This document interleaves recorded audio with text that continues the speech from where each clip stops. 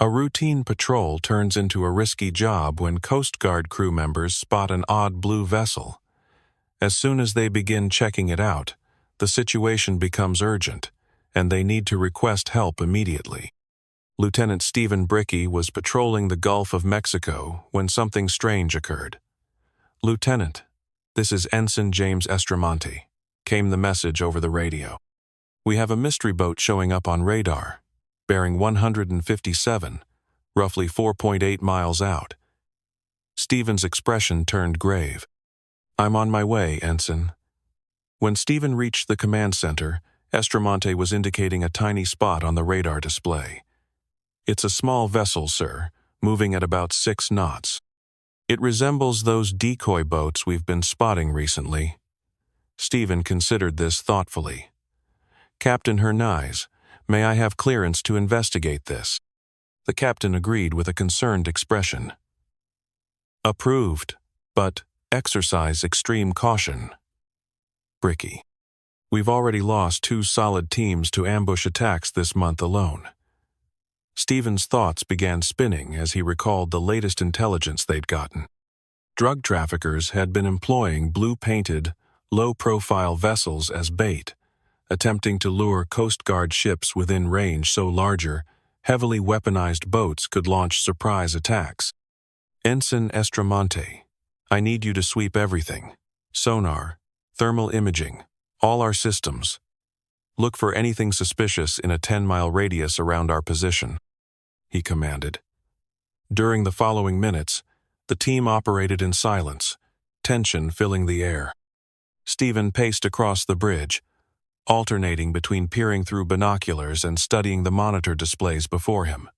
"Sir," Estramonte announced, "I've discovered something odd. Or more precisely, I've found absolutely nothing." Stephen appeared puzzled. "Explain what you mean." "The waters surrounding that target vessel are unnaturally still. No marine life, no thermal readings except the boat alone." Stephen felt his spine tingle with alarm. "They're using sound-dampening technology. These traffickers are highly sophisticated." He faced the communications operator. "Contact Naval Air Station Key West. Request aerial reconnaissance support, and we need it immediately." During the wait, Stephen directed the cutter to maintain distance, circling the target zone. Eventually, a static-filled transmission came over the radio. "Coast Guard cutter.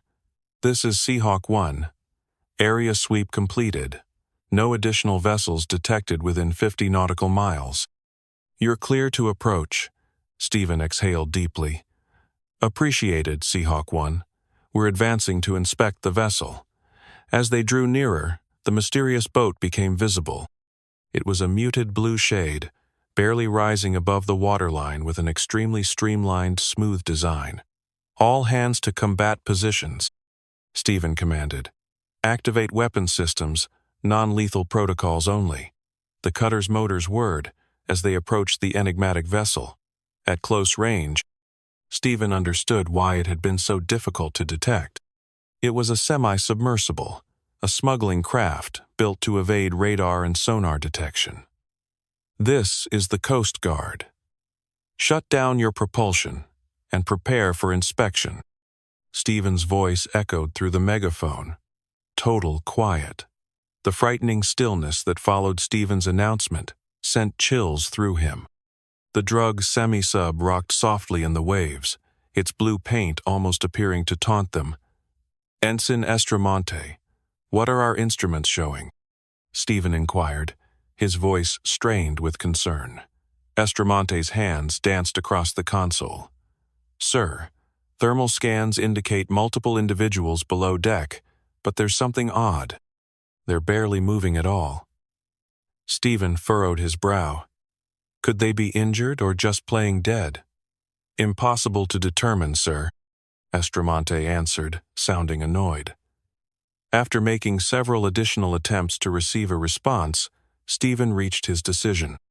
"Prepare boarding party," he commanded, his voice calm despite the adrenaline coursing through his system. Within moments, Stephen and 2 of his most skilled crew members, Petty Officers Thompson and Matthew Carmine were descending onto the exposed portion of the submersible. The deck was slick, making each step treacherous. They advanced toward the access hatch with weapons at the ready. Stephen's hand hung above the mechanism, his pulse pounding in his ears. With a signal to his team, he grasped the lever and attempted to rotate it. It wouldn't budge. He tried once more, applying greater pressure. The mechanism remained frozen. "This has been tampered with," Thompson murmured, examining the hatch edges closely. "Appears it can only be operated from within." Stephen suppressed a profanity. This was a complication they hadn't anticipated. He keyed his transmitter. "Captain, we've got a situation. The hatch has been modified. We cannot access it from this side." A pause occurred before the captain's voice crackled through. "Copy that, Lieutenant. What's your recommendation?" Stephen drew a deep breath, weighing their options. "Sir, I suggest we use breaching charges to force entry. We need access, and we need it now." He could practically sense the captain's grimace through the radio. "That's a risky proposition, Bricky. We're unsure what's inside or the condition of the occupants." "Understood, sir, but—" The captain cut him off. "Hold on, Lieutenant. Let's give them additional time. They may be frightened and uncertain. We don't want to escalate unnecessarily." Stephen ground his teeth, feeling impatient. Every gut feeling screamed they needed to move immediately, but he trusted his captain's wisdom. "Roger, sir. How much time?" 15 minutes, Bricky. Keep attempting communication. If nothing develops, we'll consider alternatives." "Yes, sir," Stephen responded, masking his frustration. As they prepared to wait, he couldn't dismiss the sense that every moment mattered. He turned to Thompson and Matthew Carmine. "Stay vigilant. If anything shifts, anything whatsoever, inform me instantly." They acknowledged, their expressions reflecting Stephen's anxiety. Throughout the agonizing minutes that followed, Stephen alternated between attempting to communicate with the submarine occupants and monitoring the surrounding waters. The silence from within the craft was unsettling, intensified by knowing living people inside remained motionless yet breathing. As the 15-minute deadline approached, Stephen's grip instinctively tightened on his sidearm. Whatever unfolded next, he sensed it would determine not only this operation, but potentially his whole career. Suddenly, a muted noise emerged from within the submersible. Stephen went rigid, straining to hear. Was his mind playing tricks? Or had he detected a weak call for help? "Captain," he whispered into his radio. "I believe we just heard something. Request permission to breach the hatch?" "Sorry for the interruption. Before we continue with the story, I kindly ask you to like the video and subscribe to this channel. It is very important for us. Thank you very much." The quiet that came after felt like it went on forever. At last, the captain spoke up, his voice strong and sure. "You have permission, Lieutenant. Get our guys over there, but please be extra careful." Stephen gave his team a nod, wearing a serious grin. "Okay, let's go. Set up the bomb." "We're heading in." The bomb exploded with a dull thud, making the submarine shake. Stephen and his men quickly bent down, covering their faces from the flying pieces. When the stinging smoke began to fade, Stephen's heart beat fast, every sense sharp and ready. "Thompson, Matthew Carmine, watch my back," he called out, crawling slowly toward the new hole they'd made. The smoke drifted away, revealing a dark space inside.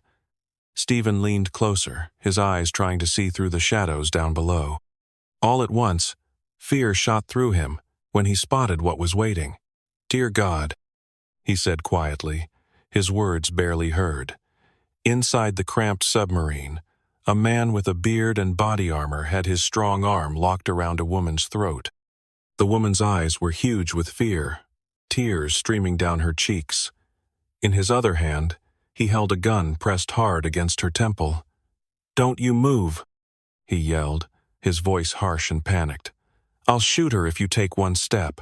Stephen's thoughts raced. This was way worse than what they'd planned for. He slowly put his hands up, showing he meant no harm. "Easy now," he said, trying to sound steady. "Let's just talk. No one needs to die here." The man's eyes darted around like a cornered wild animal. "Stay back. Get away from here, or she's dead." Stephen realized they were in deep trouble. This was a hostage crisis, and they weren't ready for it. "Okay," he said softly. "We're moving back. Just keep cool." Step by step, Stephen and his team backed away from the opening.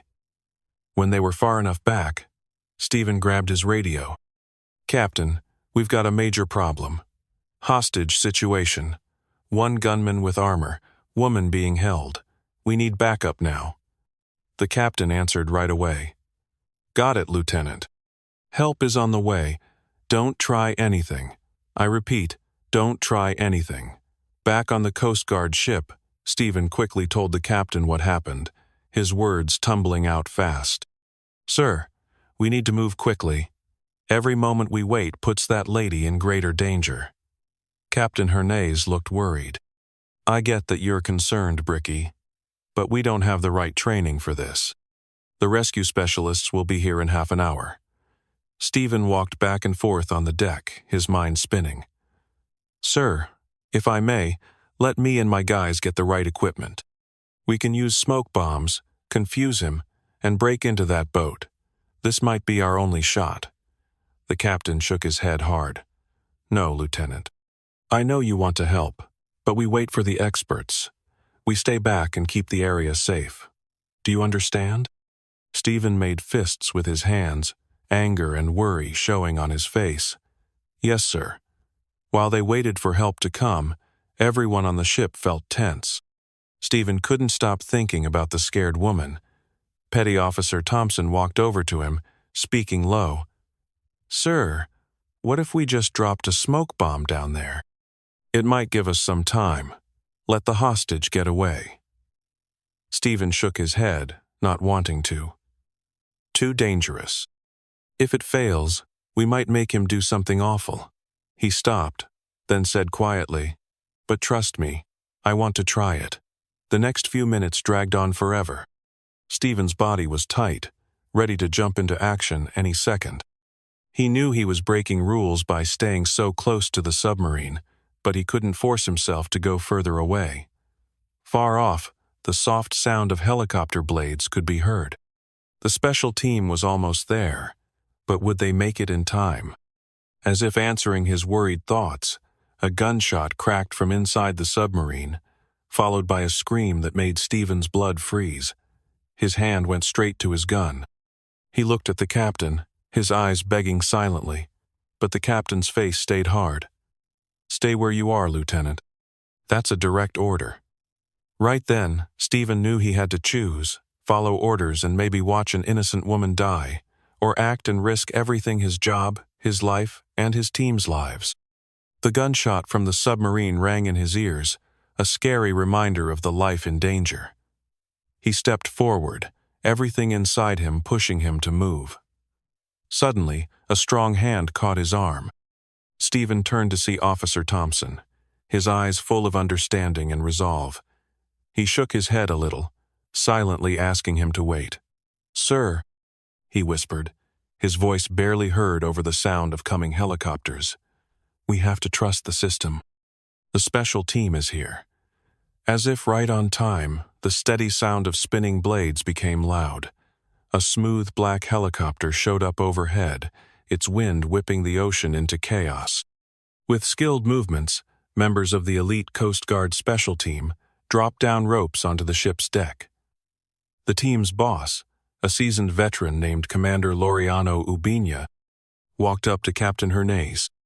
Their talk was short but serious, with Ubiña nodding gravely as he learned about the situation. Stephen watched, his heart racing, as the special team quickly got ready for action. Their moves were smooth and well-practiced. Commander Ubiña came over to him, his eyes alert and focused.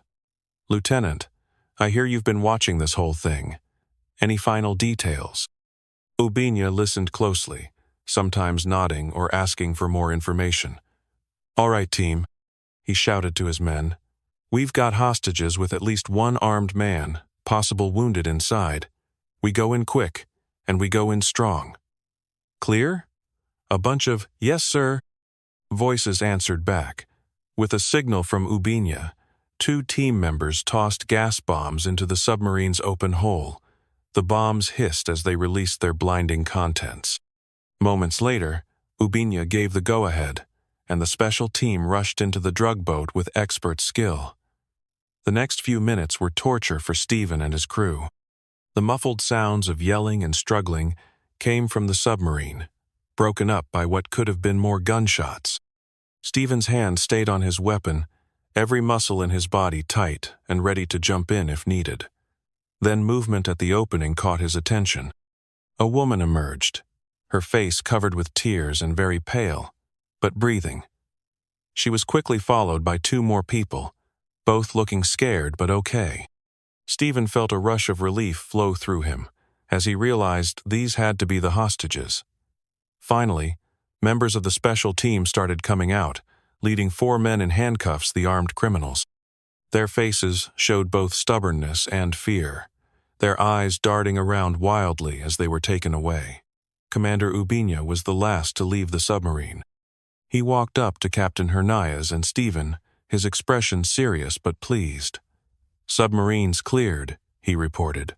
4 criminals caught, 3 hostages saved. We've got 1 wounded person inside one of the drug dealers. Looks like he was shot by our main bad guy. Stephen's mind spun. "The gunshot we heard?" Ubiña nodded. "Seems our guy got scared when he heard us coming, turned on one of his own guys." Captain Hernandez stepped up. "Great job, Commander. What do we do next?" "We'll need to check the crime scene," Ubiña replied. "Lieutenant," he turned to Stephen, "I hear you and your team were first to find this. Want to look inside? We could use your knowledge." Stephen nodded eagerly, happy to finally help. He and his team carefully went into the submarine, their eyes getting wide at what they discovered. The inside was a puzzle of fancy equipment and tightly packed packages. Stephen's trained eye quickly figured out the situation. "Captain," he called out, "we're looking at about 2 tons of cocaine here, street price easily in the hundreds of millions." As they kept looking around, Stephen couldn't help but feel mixed up inside, proud of the successful end to the hostage crisis, relieved that no innocent people died, and a nagging frustration at his own inability to help during the whole thing. Back on deck, the saved hostages were being helped by medical workers. Stephen walked up to one of them, a young woman who seemed the least upset of the 3. "Ma'am," he said gently, "I'm Lieutenant Bricky. Can you tell me what happened?" The woman, who said her name was Sophia, spoke in choppy English. "We were pushed into the submarine. They said they would murder our families if we didn't help them. When your team showed up, Carlos, the boss, he got scared. He shot Ramon and grabbed me as a hostage. I thought I was going to die." Stephen put a gentle hand on her shoulder. "You're safe now. We'll make sure you and your families are kept safe." As the night continued, the scene turned into a busy hub of work. Evidence was gathered, stories were recorded, and plans were made to pull the drug boat to a safe place for more investigation. Stephen found himself standing at the rail of the ship, looking out over the black water. Captain Hernandez came over, standing quietly next to him for a moment. "You did great work today, Bricky," the captain finally said. Stephen nodded, still feeling the heaviness of the day's events. "Thank you, sir. But I can't help thinking I should have done more." The captain turned to look at him. "Sometimes, the hardest part of our job is knowing when to act and when to wait. You showed amazing self-control today, and that's just as important as taking action." As morning came, Stephen felt changed by what he'd been through. The mission was over, but there would be other challenges coming. The drug boat, now secured and watched over, stood as a quiet reminder of the ongoing fight they faced. But as Stephen watched the sun come up, he felt ready for whatever would happen next. Did you like this story? If you heard a gunshot and realized someone might be in trouble, would you wait for support or go in immediately? Share your thoughts in the comments below. If you enjoyed the story, don't forget to like this video and subscribe to the channel. Sometimes, staying calm and waiting can save more lives than acting too quickly. Thanks a lot for tuning in. See you in the next video. Wishing you a wonderful day.